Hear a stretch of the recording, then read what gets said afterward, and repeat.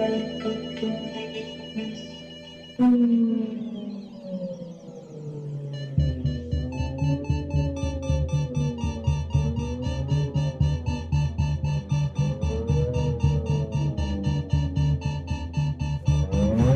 and welcome to the 156th episode of the GeekVerse podcast. I think this is our first duo cast, is it not?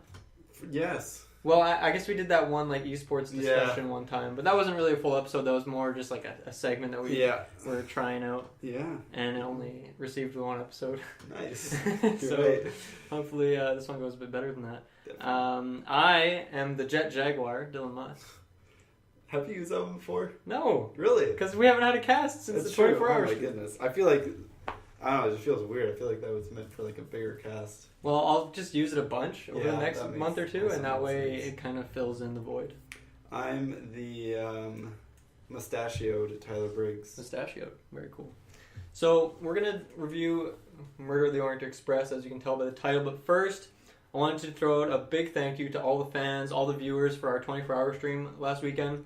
Yes. It was a big success. We had a goal in mind to raise $500 for the BC Children's Hospital, and we hit that number. We hit it actually within like I think 12 or 13 hours. Yeah, something like that. Yeah, we hit it like nice and early, early enough. It was only like 9 or 10 o'clock or something that night. Yeah, so people could still watch us live when we did the head shaving. So big thank you to everyone who, whether you donated big or small, whether you watched, whether you threw a like out there, whether you told someone to come check us out, whatever it is, thank you so much for checking it out. I'm sure we'll have a highlight video at some point, kind of picking out some key moments. But it was a lot of fun. It was difficult those last few hours. Geez. I thank you guys big time for being there because I was big snoozing. I think we all took a turn having a little snooze at some point. Everyone had a turn, but I didn't know that you and Kirkland were going to be there the whole time, so that really helped out to have all five of us to keep the energies high. And people wanted to go get food. 2 or 3 people there at one point. It would have been much lower energy. Yeah, so big thank you. Shout out to all the fans. That's huge. We'll definitely be back next year. And, it was difficult, but I'm sure we'll do more 24-hour streams just because they are fun. And, I don't really get to game much these days, so that's like, it was a lot of fun to play video games for a full day. Definitely. Another big shout out is next week is our Justice League review. We're going to be doing the review Thursday night, I believe. So instead of the classic GeekVerse night on Friday, it'll be on Thursday. So tune in for that. I hope that movie's good. I hope it's fun. Me too. It's not really that long of a movie, so really, well, like relative, it's not like a full 3 hours. Okay, but anyway, it's not a lot. That's what's going on in the GeekVerse world. But we're hopping into Murder on the Orient Express here. Yes, if you haven't been to one of our reviews before, we always start with a quick non-spoiler section. So what did you think? Overall, it wasn't a bad movie, right? But there's a lot of things that for me just didn't land. Mm-hmm. Can you share any of those things? I'm trying to think. It is hard to talk about this because movie so much to talk about is like to do with the spoilers. It's a murder mystery. Yeah, right? exactly. that's the whole genre. Overall, it's a very pleasant looking film. Visually, it was nice. Good cinematography. Acting was fairly. There's nothing really bad to say about the acting, I would say. But overall, just to do with the mystery itself and the characters, I felt they weren't fleshed out very much, and a lot of the reveals lacked impact for me. Right. So I thought, really, when it came down to it, it was a nice film, but it was just very lackluster and just felt weak overall. Mm-hmm. So, I personally wouldn't recommend going to see it in theaters. Yeah. I gotta say, maybe just go check it out on Netflix or on whatever service you stream on. TV or whatever, Yeah, just go see it when you can see it for free. But it's not like you have to see it when you want to see it. I would agree with that. I think, it is obviously difficult to talk about. Because to me, there's like one really big problem with this movie, and I can't say it without spoiling it at all. But I guess in a non-spoiler way, I can say that it went a different direction than I thought, and I think I haven't read the book, so I don't know what that was like. But I think they tried to do maybe too many things, and things that would have worked well in a book when you have the time to flesh out all these characters and you have time just for like little scenes here or there. But I don't think the format of this movie really worked with a movie. I think that's the biggest problem for me. And as for the little things like cinematography, I actually really enjoyed. That's like my main positive, and I'll talk about that in detail in a bit. And then I think the soundtrack as well. It wasn't stellar from start to finish, but there was a few moments, particularly the start of the movie, and kind of like the boarding of the train, like that kind of section, and then towards like sections of the end. It wasn't all of the soundtrack at the end, but there was like one specific part that I'll point out later. So I think between those two things, there were some good combinations between those as well.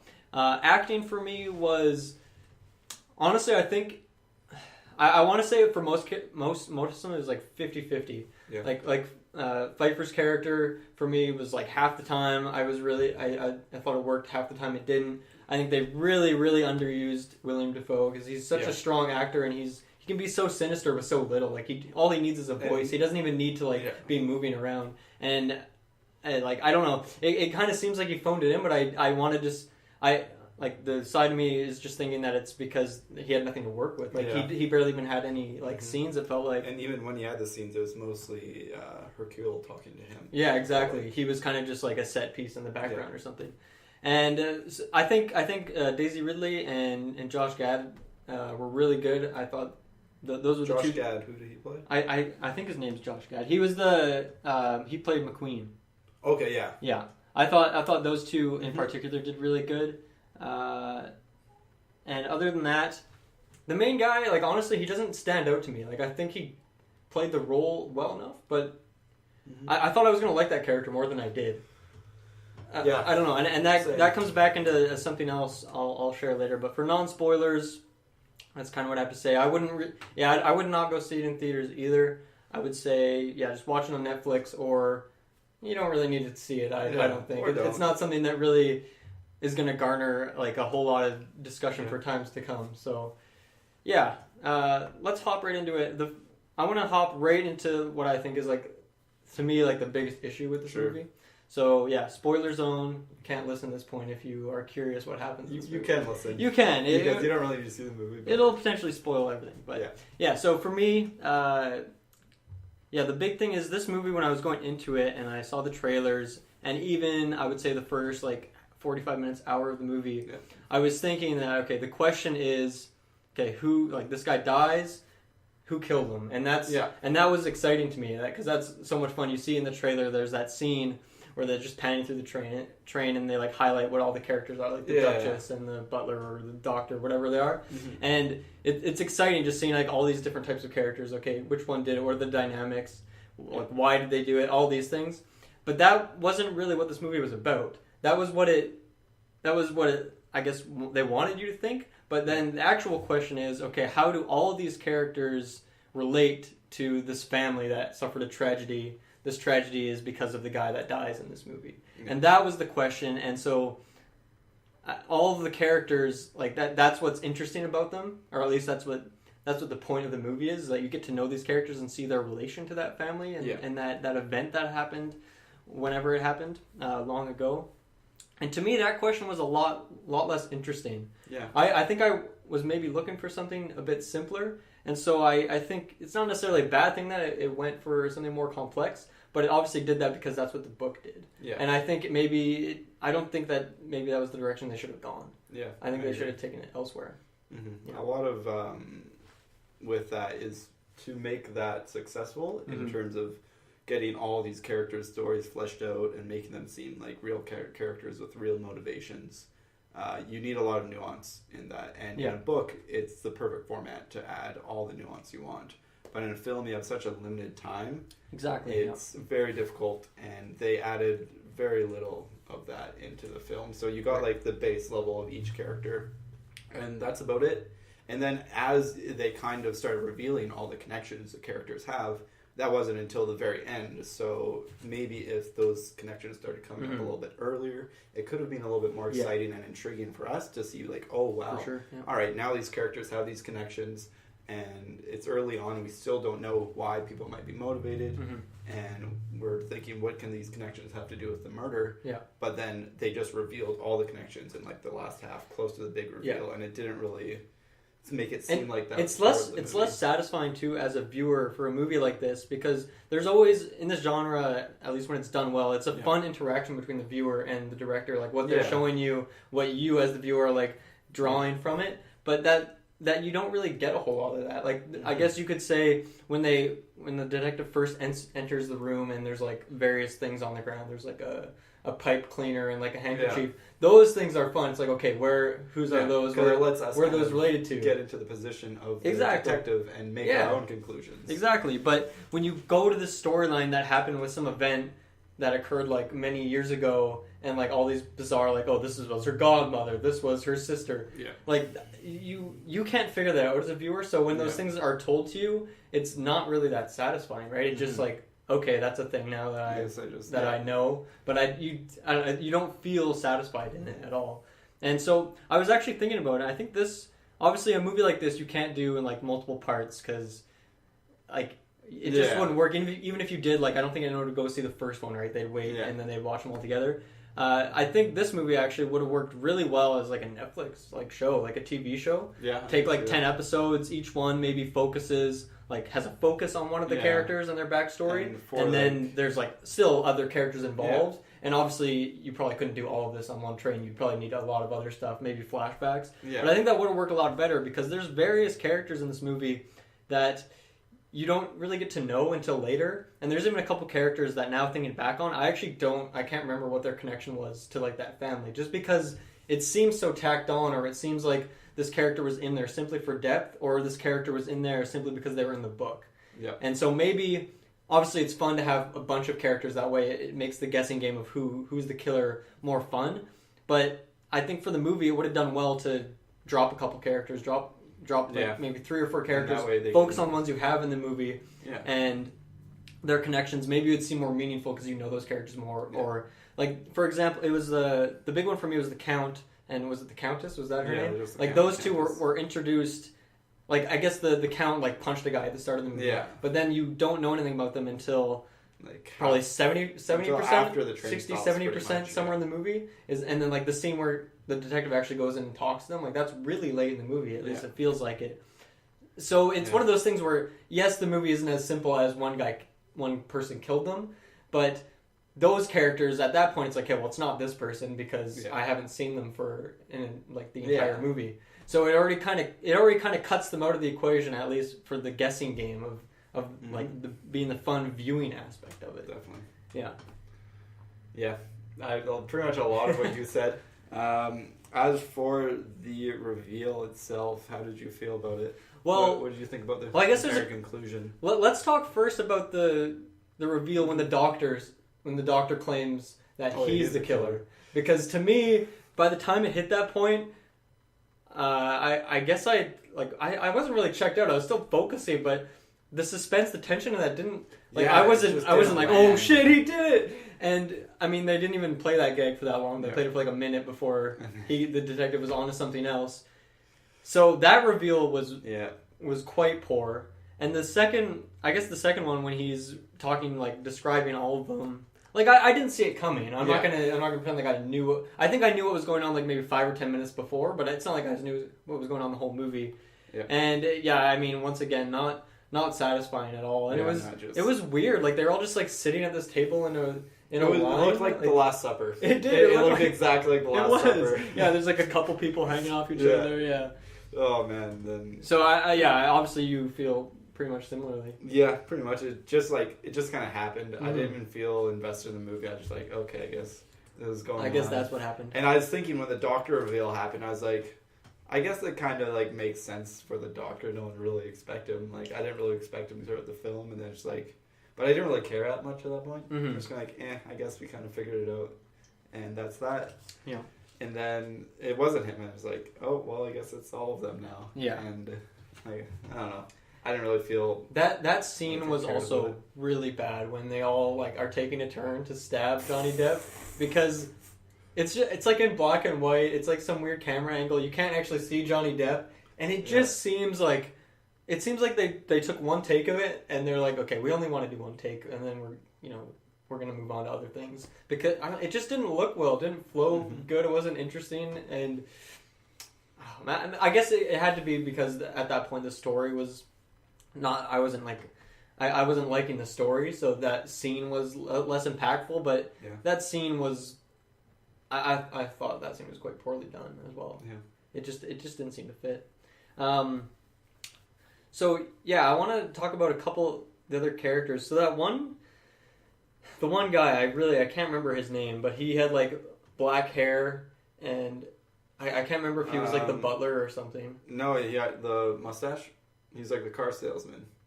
Yes. Yeah. What was his connection again? I don't know. I think God, I'm trying to think. I think he got money lent to him by Armstrong because he had some connection to him before. Yes. Okay. And then he had like his car dealerships because of that.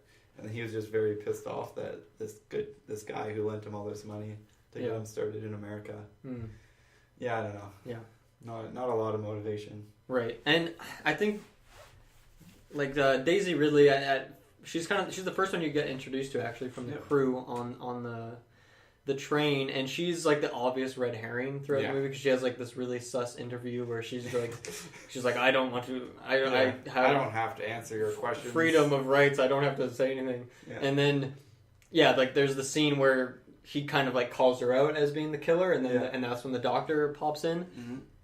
Yeah, it was just too obvious that like she wasn't based on that. Oh yeah. And I mean, I guess she was. They all were, but I'm still thinking about it in like, because that was what the first half of the movie was, at least. Like, if not more, was like who is the killer, right? It wasn't until like the last quarter of the movie where they went into that like more complex, convoluted storyline. Yeah. Yeah. And then what was it? I don't know. I feel like with red herrings, there's too many of them to make it seem intriguing and really get you invested, because there's the one at the very start where there's the doctor and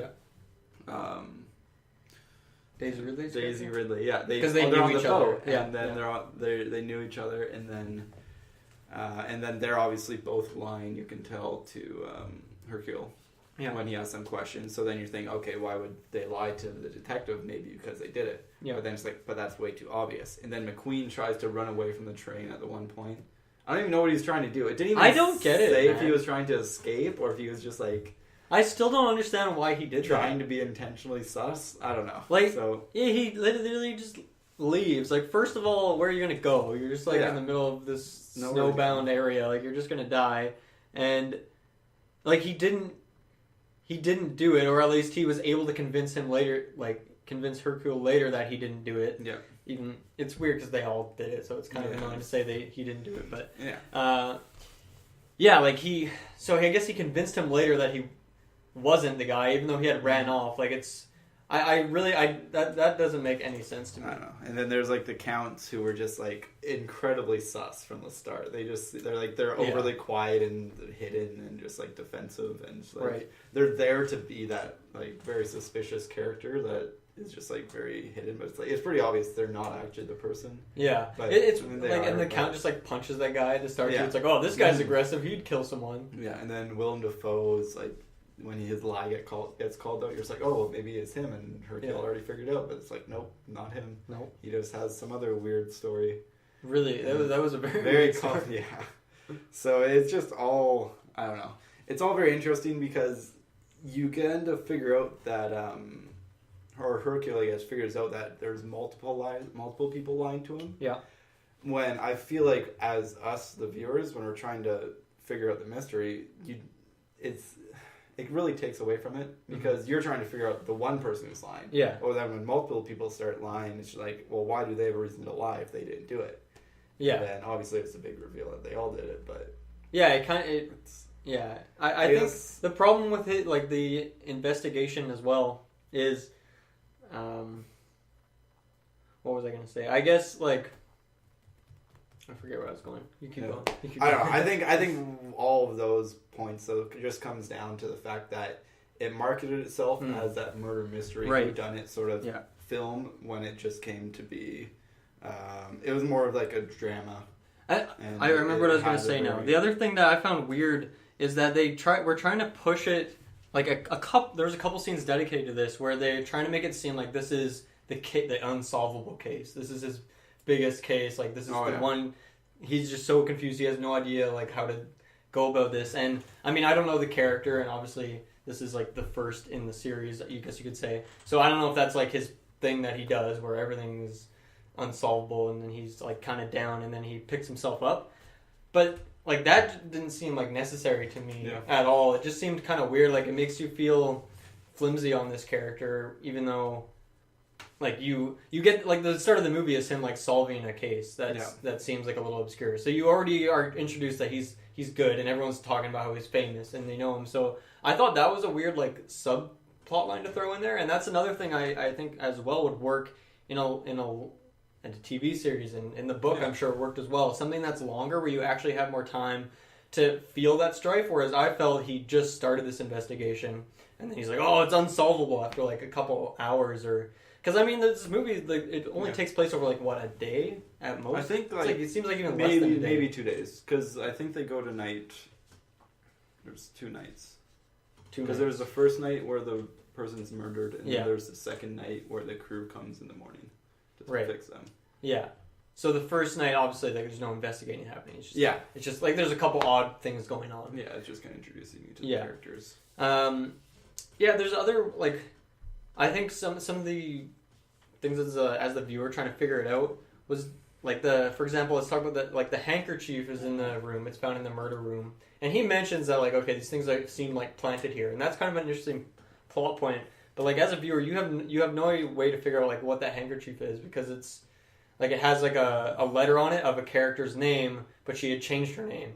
So like how am I supposed to figure that out? It didn't give us anything to work with. It was all just stuff that once again revealed things to us later on. That you get told. And the final meaning of the handkerchief was that it wasn't even an H. The H was the German character for an N or something, which brought it back to the princess, which was like once again there's no way we're gonna know that, because I don't think we even knew that like the princess's full name.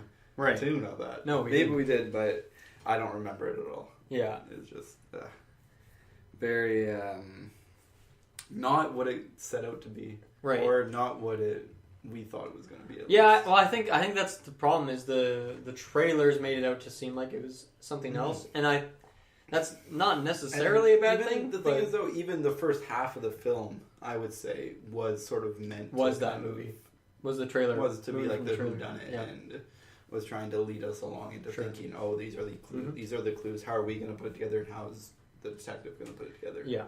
I another thing that I was mentioning to you last night, and it kind of connects with how the first half and second half are like, I guess there's a different question at hand. Yeah. And just goes with like how the characters are portrayed. So the first half of the movie, I felt like it was a bit goofy. It was kind of quirky. It even had like a little bit of cheesy elements. Like the characters were a little over the top. They seemed a bit animated. Not in like an overacting way, but like that's how the characters were supposed to be perceived. Yeah, they're very caricature-like. They're caricatures. And then that is kind of, I felt like it was abandoned in the second half of the movie, where they tried to zone in on the realism of it. But I was down with like those characters that are a little over the top, because it's I don't know, it's something different, and I think it could work in a movie like this. Oh yeah. And I was really hoping they'd go forward with that, because I don't think there's anything wrong with a little bit of cheese. A little bit of cheese on top of a movie, if it's used sparingly and well. So I think that for me was disappointing, and it kind of made the movie seem what was a bit funny and silly, goofy in good ways at the start, to just like trying way too hard to be realistic and make all these things line up perfectly. And obviously, like this tragedy that happened, it is a tragedy, and it's something that should be taken seriously. But I guess the way the movie was told, like you don't have to shift the whole movie like in a tonal way in order to achieve that, to make that powerful. Because I mean, as the viewer, you have to think we don't actually know who this family is, and they kind of explain it to you, who suffer this tragedy, and you can understand the pain there, but we don't really get like any like I don't know these characters, right? It's just like an event that happened, and it happened presumably like I don't know, a few years ago. It's kind of the vibe I got. So that was disappointing for me as well. Definitely. Yeah. What else do I got here? I've got most of my notes already. You do? I think we've already talked about most of them, yeah. Okay. Well, I actually have some pros that I want to pop out. So we talked about the cinematography, and I think it was actually really well done. It's one of those classic things where a lot of your movie is in one very specific setting. Yes, they do go outside the train. Yes, there's like various train cars, and there is scenes at the beginning of the movie as well that are in like other places. But for using like one main setting being the train, I think they did a really good job of showing it in different ways, different camera angles. The one that really stuck out to me is the introduction of Michelle Pfeiffer's character, where she is talking with the detective and they're walking through the train, and the camera's on the outside and it's panning through, and you kind of see them talking as like through the window panes as they keep moving. And the acting's really good. Like the way they're moving it's intriguing, it's interesting, and you can see them talking, and it works. And then also the sound, like it's really, there's a lot of sound of like it bustling because this is at the train station, so there's a lot of people moving around, there's a lot of shit going on. And then, so that scene happens and it's probably like, I don't know, 45 seconds to a minute or something like that. And then the camera shifts and it's on the detective's face from inside the train. And then all that noise, that bustling sound, just like it gets silenced instantly. And then it kind of just moves on to the next scene. But yeah, I thought that for me in particular was like a really, really well done scene. It worked really well. The other thing was the way they use like reflections. They would either like film it like through a window or like from inside the train, or just like reflect something off the glass. And I found it really interesting. Like there's a scene, I think it's the scene where the detective is talking with Johnny Depp's character. What's his name again? Do you remember? Top of your head? Ratchet, yes. So the detective is talking to Ratchet, and the whole time is just like the background. There's like the window as it's passing through. And you see the mountains in the background, but you can like also see their faces like reflected off there. And another one where it's just I think it's the interview with William Dafoe's character. And yeah, there's like, it's the camera, you can kind of see his face, it's like half his face, and then just the way they filmed it through like there's these reflections. There's like his face is like in 3 separate places, just like with reflections. It looks, really cool. It's just like a weird little thing, but I thought it was a good way to spice up the fact that, okay, how are we going to have multiple interviews with these people in different ways? And then obviously with Daisy Ridley, they go outside and they film that one outside, and they were kind of walking around. And so I think they did a really good job of like cinematography throughout the movie, even until the very end when I wasn't into the movie as much. I thought that was really well done throughout the whole movie. It really made it feel like a little world, you know, like this little like place that all these people have. There's not much room, but they're gonna like they use it to the fullest. I have to agree with that. So cinematography was good all around. I also like the like generally like the kind of colors and how it was kind of dark, and I guess I don't know if rustic's the right word to use, but I really like the look of like the train and like the little cabins that all of them were in. And like I was saying, the soundtrack as well for that area, the bustling area before they're getting on the train, when there's a lot of people running around.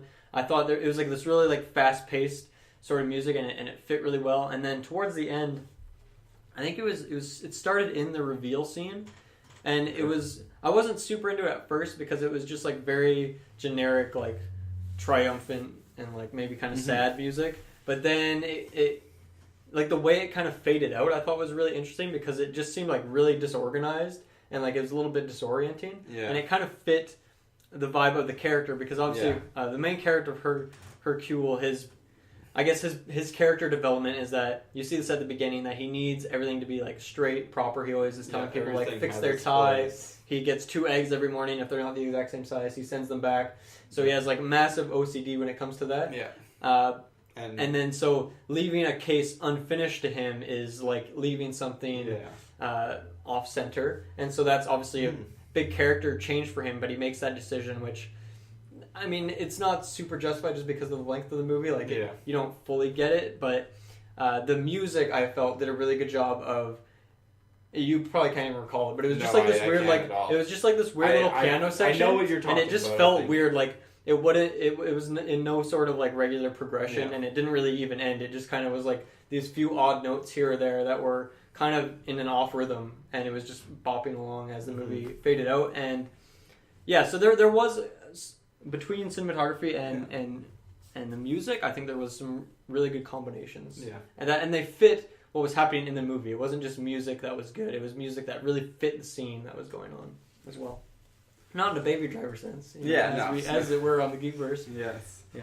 You know, they didn't have the Baby Driver trailer either, I don't think. So no, that's a knockdown right there. That's a knockdown. Oof. Yeah. For the music, for me, I didn't notice a whole lot, but I think that was just a part of me just. I think for the bulk of the movie, they kept it silent. Yeah. And there was a lot of just talking. There was, yeah. So yeah, the audio is primarily just people talking rather than a soundtrack in the background. Definitely. Do you have any other points you were gonna make there? Kind of looked like you had something on the tip of your tongue, even. It was kind of what you already talked about, but kind of like the overall theme of the film is that obviously, like with Hercule's conclusion of the mystery, and it's how he's leaving it kind of unconcluded, and his character development in maybe not everything has a defined right or wrong, and some things are very muddly in that gray area. Yeah, I was just kind of going to bring up that because at the very start of the film, he's talking to that one policeman, and he says everything is either good or bad. And then at the very end of the film, it kind of says maybe like things aren't always just good or bad. And there's a couple hints in quotes in that I don't remember all of them, but I know there's hints kind of throughout the movie that people are like getting him to think about this kind of gray area and how not everything is as it seems, and not everything is as it should be necessarily, but you have to deal with these situations. And I think it's a good message, but I again it just didn't land as hard as I feel like they wanted it to, at least. Yeah, I mean, you can get it, and I think that storyline was well done, but that storyline is also obviously like quantumly entangled with the main plot line of the family. And I think one thing I want to mention as well, like Michelle Pfeiffer in that reveal scene when she's like freaking out and he like puts the gun down and then she like tries to shoot herself, like it was really poorly done. Yeah, like a combination of acting and like, well, this doesn't even fit, like this is weird, like this doesn't belong in this movie. But yeah, like I think the problem with the development of Hercule is that it's so combined with that other storyline that doesn't get really. I honestly don't really. I guess it gets finished, but it doesn't feel like it. It feels like we just missed so much of like what could have been a great story there. And once again, I think it just comes down to time. But I have a question actually. So and this is actually going off into a quick tangent, I actually really liked the guy who gets Hercule back, gets him on the train. The guy who like owns the train. Yeah, he's like that twerpy like rich kid. Yeah, but I thought he was funny. I enjoyed his character. I like the actor. He had like a high energy. I enjoyed him and Hercule's back and forth too. I thought those two had really good chemistry. Yeah, because he was really into the mystery, but he also he would just like jump the gun and like anything of evidence that like kind of locked him in on it. Yeah, and he also like he says at the beginning he like doesn't really care about like what Hercule actually has done. He's just like he's cool. So yeah, I really like that character, but.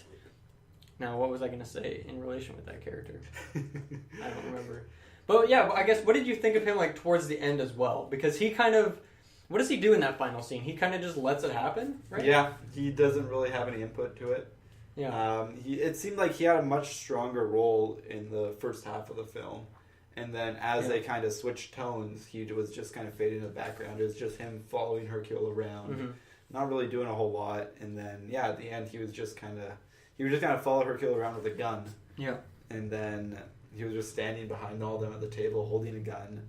And he was like... He just didn't really do anything. Very dramatic. Hercule even like was making decisions for him when he said, like, you can't get me to lie, but you can get Book to lie. Yeah. So, like, implying that, that they'll have to kill him to kind of get out of this situation. Mm-hmm. And he didn't even have it, like... I don't think he had a line... in the last, like... I don't remember any lines of his in the last 30 minutes, at least. Yeah, no, he was definitely more early on. Yeah, like, even after the big reveal, I don't think there was a scene with him. Maybe there was, like, one or two lines when he left. Well, the final reveal scene is kind of the end, isn't it? And then they go back and then the train starts up, they go to the station. Yeah, and they all leave and you get, like, a one-on-one. Yeah, and then Hercule gets off the train and then to go do some other mystery. Uh-huh. But I don't think Book has any lines, like, at all in the last, like, 30 minutes or so. Which is rather unfortunate, I would say. Book? Is that his name? Yeah, that's what they called him. Oh, okay. Yeah. I was just like, wait, who is Who this? am I talking about? Yeah, no, he just kind of fell off Yeah. for the first half. Yeah. I mean, I don't know how would I'm trying to think of like what would have been interesting for him to do in that final scene. I feel like he probably should have done something about it. More of a reaction. Because to him, he has no like emotional connection. I would say with that situation, right? For the detective, obviously he feels like these people, like their lives have been ruined and they deserve another chance. But I don't get that vibe from Book. I don't feel like he would have given much of a shit. But on the same token, maybe he just doesn't give a shit, and that's why he wouldn't do anything about it. He would just let them all get away because whatever these people are paying him to be on their train. As long as the train runs fine and there's some big controversy around his train and him, then he's whatever. So that leads right into my question. This train, because when Hercule's trying to get onto this train, he's like, all the sections are sold out, high, first class and middle class, whatever it is. Was there like no one else on this train? Because I thought there was like other sections of this train that had like the middle class people. Because all these people in the movie, like the 10 or 12 whatever people, they're all in the first class in like the cabins, right? So what happens to like all these other people that are on this train as well, right? Because they're there. He says like this specific train is sold out everywhere. Yeah. But we never see any of that. So it just, to me, it's like, that seems like a plot hole, right? Because why is all the suspects like these people? Why couldn't it have been someone from like the other section? Right? Well, because the reason why they couldn't be someone from another section was because because they do reveal that the person had the pass key. Yeah. The conductor, but the window was also open, so they could have gotten the window or something. Originally, it was like, there's no way anyone else could have gotten in or out of this carriage because the conductor was watching the whole time with the key. But then, obviously, it's then revealed later on Conductor's on it. The person had a conductor's uniform and they had a pass key, so they might have done some sneaky shit around the conductor. Right. But yeah, I don't know. But then there was no one even there at all. From the other parts of the train. I know, it doesn't really make sense. Yeah, I don't know. Because there's even like I'm picturing it now, and when in that scene when I was talking about earlier, Michelle Pfeiffer and the detective, when they're walking through, like they walk through the kitchen, so there's like a kitchen staff somewhere. Mm-hmm. They have knives. Maybe they stabbed him. I don't know. Who knows? That's something that I think is probably answered in the book. And there's like maybe the snow falls and half of them are on one side of the tunnel, half of them, and like these people are on this side of the tunnel, and that's why there's no connection. But to me right now, that's just like a big question mark. Like, I don't know what the fuck happened to those people, and I don't remember a moment where anyone even mentioned it. And it seems like something that was just like brushed under the rug. Like, maybe the people watching this movie, maybe they'll forget, maybe they won't realize that there's like supposed to be other people. I think it was just like a little mistake written in. Yeah, maybe honestly, they just cut it out. I don't think they. Maybe they did answer it, but decided it was probably just a mistake in the writing of him mentioning that there was also a middle class. There could have been like an exclusive train or something. Or maybe the carriage that they were in had first and. Yeah, maybe there's even like two trains. Maybe that's like the high. That's like the first class train, and then there's like the other one. Who knows? Something. Like, who knows, right? Yeah. Who knows? That's us just trying to think it out for the film, and we shouldn't have to do that. Once again, I want to say that acting-wise, like, I thought Josh Gad was actually really good. I think he's just a solid actor. I'm curious to see what he does, like, in the future, and, we did our superhero comic book, like, drafts for this year. He would actually be a good pick, because I feel like he could be, he could be a good villain, or he could be like a good guy. I could see him. So I like to see him. I'm excited to see more of him because he's got some skills. I would say. Yeah. His character was, we already talked about that weird fleeing scene he had. Mm-hmm. What other we haven't mentioned the church lady yet, the religious one, because really a lot she's like a very like cliche. Every line she has is mentioning something, probably some quote from the Bible. Yeah.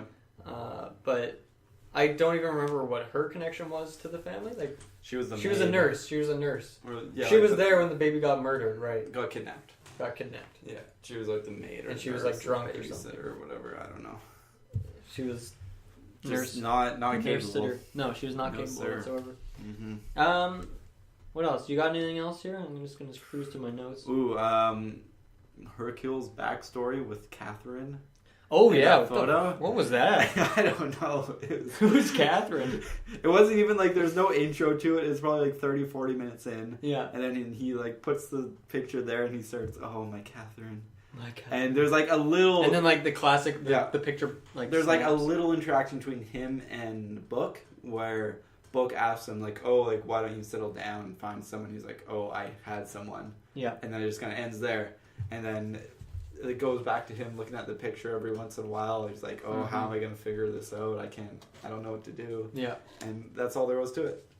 That's and it. Again, if there was, in the actual book, there was probably some nuance related to that. Yeah. But as far as the film went, it's like, okay, I don't know if you're going anywhere with this. And it didn't. Nope, it didn't. It really didn't. No, sir. It's like, what was the point of even having it in there? Yeah. It seems like they cut half that storyline, but not the other half. It's like, Yeah. oh, just cut all of it. You know, you don't need it. Here, focus on another character. Give someone some more time. I also didn't like, there were a couple times where he lost his temper, his character. He just kind of like started flipping out on people. And it just it didn't fit. Maybe that's supposed to go along with the idea that this is the unbreakable case for him. Yeah, he's like stressing out and how he said he needed. But I agree with you. As a viewer, it doesn't fit just because we're not given we're not really given an adequate scale of like the scope of this movie and how big of a mystery this is for him. Yeah, and it seemed like no matter what, he was always like calm and collected, and he kind of had everything figured out. And even if he didn't necessarily have everything figured out, he was still like very just sharp and kept everything he was cold and just kind of kept his emotions inside him. And then there's only like 2 or 3 scenes where all of a sudden he just like starts yelling and getting really angry, and do you think that was like very out of place. Supposed to be used from his perspective as like an interview tactic? Or like a way to trick someone, put someone off edge, stress them out, and make them reveal something that they maybe wouldn't have? Could be. But it didn't seem like something his character would do. Right. It seemed very out of place. He does seem like a very calm, collected, and always thinking ahead. And one thing we haven't brought up yet is that intro scene where you get introduced to Hercule, and he's there. There's like a priest, a monk, and a rabbi, and it's a classic. Okay, which one is the killer?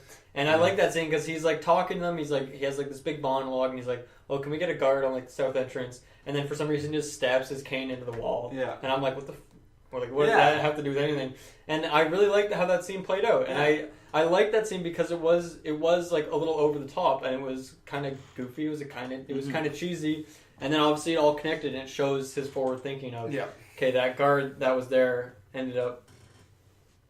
Blocking that guy's escape route, and then he flies back and smashes his head into the cane, which is, it's like, it's physical comedy. It's like, it's kind of goofy, but I was like, okay, cool. Like, this is the kind of movie we're gonna get. Like, sweet, I'm down for that. And obviously, it didn't continue with that, but I think that scene. I mean, I guess it's kind of deceptive now in hindsight. That scene really gives you a bad picture of like what this movie's gonna be like. Yeah. Because I guess after that, I guess it gives you a glimpse because it's like the setup is it's one of these 3 guys, but it's actually someone else. And then this one is just like 1,000 times more complicated because every one of them put one stab through the guy. Just one though. Just one. Just yikes. One. Yeah. I think that's most of my notes. Do you have any other things to bring up? I am all noted out. You're all noted out? Yep. Okay. Well, let's hop into final thoughts / you're probably going to give it a number. I famously do not give things numbers anymore. Yeah. What do you think? Final thoughts. Like as much as I've like just trashed on this film and just like said I've had very few positives to say, it wasn't like an absolutely horrendous film. Like the plot made sense. At the end of the day, it all kind of made sense. The acting was good enough. It was still like visually it was very nice. There was some good It did have its good moments. So I can't just like absolutely destroy this film. Sure. With a rating. Well, you can. I could. You have the power. This is your podcast. You do whatever the fuck you want. Very true. You can give it a negative 300 out of 10. Like if I don't even want to say like if you're a big fan of like mystery films, that you should watch it. Because I feel like if you're not a fan of mystery films, maybe you'll enjoy it.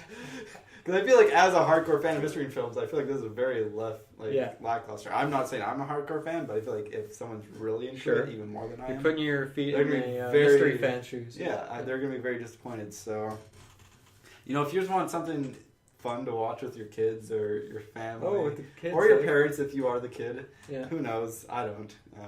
You don't need to tell me either in the comments. Also, just a quick side note. We've talked about this year how a lot of babies are dying in movies. This movie also really done that as well. What other movies? Just name one. You're putting me on the spot. Okay. But it has been talked about. It has been talked about. All right, I can't say I noticed, but child violence not a good thing. Movies are popping off this year. They don't give a shit. Sometimes can have very dramatic effects though. It's true. So in fictional tales, it's all right. Fictional tales. Yes. Anyway, go on. Anyways, it's not the worst film out there. It's definitely not. There's definitely worse films this year. I can say that with a very 100%. It's been a wild year. It's Wild West out here. So I don't know. I want to give it just like a flimsy 5, just because I feel like anything more than a 5 is too much. Anything less is like it doesn't deserve to be that like shit on. So it's like it's just right in the middle. It wasn't very enjoyable, and you don't need to watch it. But if you're gonna go see it, it's not a terrible experience. Right. Yeah. I think it's a good winter film too. Definitely, like if you're like in a cabin. Yeah, that's a good point. Yeah, it's a good winter film. Nice and silly. Lots of winter aesthetics. There's an avalanche. There is. There are snowy mountains. Snowy canes. But yeah, it's nice if you just want to kind of snuggle up and by the fire, and also the TV. I'm just going off with this. Yeah. Please don't take over. I'll take over. Yeah. So for me, I agree. This movie, we already discussed it, obviously, but I think this movie just struggled from being in the wrong medium. I think this could have been a really good TV show, or at least it had the groundwork to be a great TV show. I think if this movie simplified itself by maybe cutting out some characters, it could have done well. Because I'm trying to think of it from the perspective that, okay, they wanted to go for a storyline where all these characters are related to the killer previously. Yeah. And I think there is ways that they could have done it, but they really didn't in this movie. The characters, a lot of them felt really dry, and I think they didn't really get... Like, they had a lot of really talented actors in this movie, and they didn't really use them that well. I think this movie actually had pretty good pacing, but it just...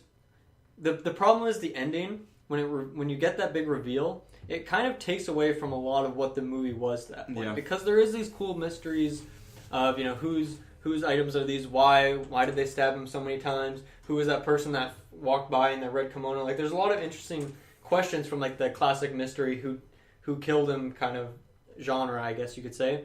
But all of those things kind of get taken away when you get that ending, and you realize that they were going for something else, something that you weren't expecting, something that I don't think they fulfilled in a proper way. It kind of made all those things that you that's why you wanted to think about and figure out. It just made them all pointless. Exactly. That's why I think this movie, like, while we're talking mostly negatively about it, when you're watching it, these things are interesting, and you like some of these scenes with these characters, and it's fun. And obviously, it's the fact that the visuals and the audio is pretty good for the whole movie. But those things kind of get taken away at the end. Yeah. So. Yeah, as I was watching it through, I was enjoying most of it, or maybe the first half. But a lot of those things also get taken away with the reveal scene at the end. There's definitely worse movies this year for sure. Movies with either awful pacing or really bad characters, or they're just fucking stupid, or they shouldn't have been. Just doesn't make any sense. Whereas this one, to me, falls like. When I do my yearly ranking at the end of the year, where each movie is, I wouldn't be surprised if this one's like kind of right in the middle, or like maybe in the bottom, like 40% kind of area. Yeah, it's a movie that I really can't see myself ever watching again. Yeah, it's a movie that I don't think anyone needs to see in theaters, and I think it's even one on Netflix. There's probably something better to watch, like at any given time. So. Yeah. Definitely. It's disappointing for me because this isn't the movie I was expecting, and I don't, and I accept now where they were trying to go with it, but I think this movie had a lot of potential and kind of flopped. It was quite a disappointment for me. Definitely. So yeah, that's our review. There we go. Where you can find us is on Facebook. You can find us. Well, actually, here I'm gonna simplify because Taylor takes way too long, and I feel like every week he takes longer than he did the week before. He takes like a full sentence to describe each place. Exactly. You can find us, but you can just take one just say it all sentence at once. and say all the places. Exactly, and you can also, like, the super smart thing to do is like. Man, I don't know. Anyway, I'm just going to say it. Right. You can find us at GeekVerse Podcast. You can find us there on Facebook, Twitch, Twitter is GeekVerse Cast. You can find us on Podbay, SoundCloud. The thing is, you go on Google and you put in GeekVerse Podcast. You even put in GeekVerse. Yep. You know, maybe GVP someday. You can put in 3 letters and you'll find us. Yeah. Not yet. But yeah, you can find us anywhere. Oh. We're all over the place. Yeah. Did you say Facebook? Facebook is the classic. Yeah, it's a good place to find us. In the search bar, if you will. Exactly. Yeah, so once again, thanks everyone for tuning in to our 24-hour stream last week. Yes. Check out our Patreon. Thank you so much. There's going to be I don't know what's on there right now. There's usually some Spider-Man kicking around, maybe some special... There's definitely a special Star Wars thing on there, I remember. Oh, yeah. And very soon there will be a lot of Marvel content on there. We're doing retrospectives of... like a retroactive review of all the Marvel movies Everything up until Ant-Man, I think it is. About we might do Ant-Man as well. Okay. But we're just reviewing everything again that came out before we started podcasting. Ant-Man was like me and Travis had it as like a side thing on another episode, so that's why we might do it again. But anyway, yeah, that Patreon is the place to go if you want to watch those because we're recording a couple next week, so those are gonna be on there right away. And yeah, that'll just be loaded up. Next week, once again, check us out for Justice League. I think, yeah, we will be doing it the Thursday it comes out. What is that, November 17th, 18th? Something like 16th. Sure. I have no idea. So 10th today, I could do the math, but I'm not very good at math, so. Yeah, 16th. That's about the 16th. 16th, yeah. All right, thanks for tuning in. Have a great day and a better tomorrow. Later, nerds. You were expecting a... I was expecting a little bit more. I didn't think you'd just end like that. That ending? Well, you were expecting the Travis ending is what you were expecting. Something like that, probably. I don't steal, though.